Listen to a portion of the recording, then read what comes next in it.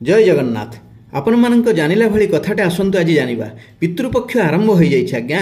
यह 15 दिन अर्थात महालया पर्यंत चलिबो। एही समय रे उपरे थाई आमर पितृपुरुष कहंती, हे मोर स्नेहास्पद पुत्र पौत्र प्रपौत्र गण नाती माने परलोकरु तुम मानंकु आमर कोटि कोटि आशीष।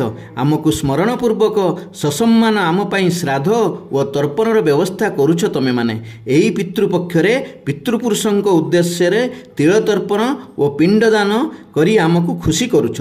सेथिलागी श्रीक्षेत्र पुरी रे अनेक भिड़।